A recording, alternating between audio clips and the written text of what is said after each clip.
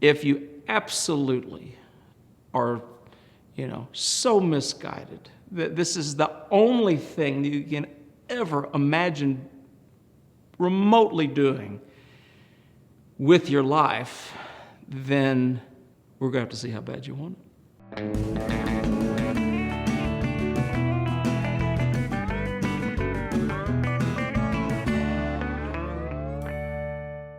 Well, I grew up in the country on a tobacco farm.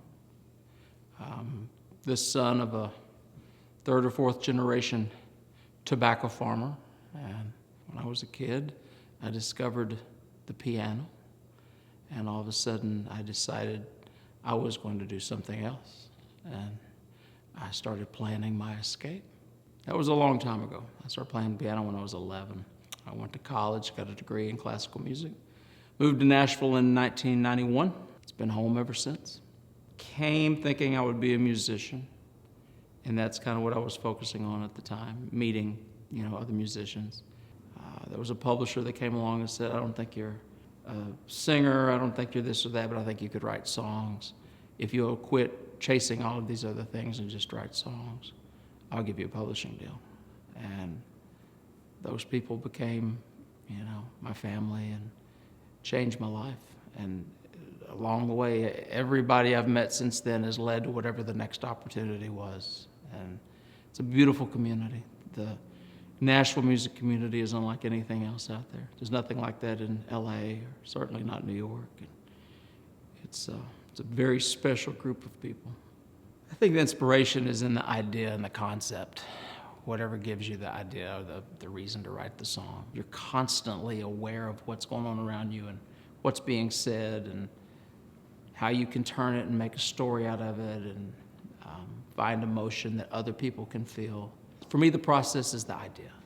So I will go through days of just looking for ideas, and just phrases and just some little thing that you haven't heard before, but you kind of feel like you have. If the idea is there, then the rest of it's fun. You're just making it great. That's where the craft begins. Well, it's very Nashville. The Bluebird Cafe began this 39 years ago, just as a very organic idea.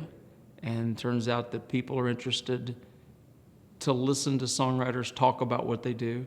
And then once you start having hits, now you're saying, okay, here's a song that you've heard on the radio. Maybe you love it, maybe you're a fan. Okay, here's some stuff about it that Keith Urban is never going to tell you, or maybe he doesn't know. That's what makes it the ultimate music nerd experience. I think that it's the quintessential Nashville experience, and as Nashville's become more and more popular, and all of these conventions are coming here now, we have these opportunities to do this, and then they have no idea what it was, and then they find it as this souvenir of Nashville. And then they'll hire us to go across the country and do that there. Then you go into a room where truly nobody has any idea what it is, and so you educate them. We're from Nashville. In Nashville, this is what we do. This is how it works, Half the stuff you hear on the radio is written by somebody other than the person that wrote it. That's us. The other half is written by the person singing it with us. The songwriter is on pretty much 100% of what's on country radio. People hear a song, and it's simple.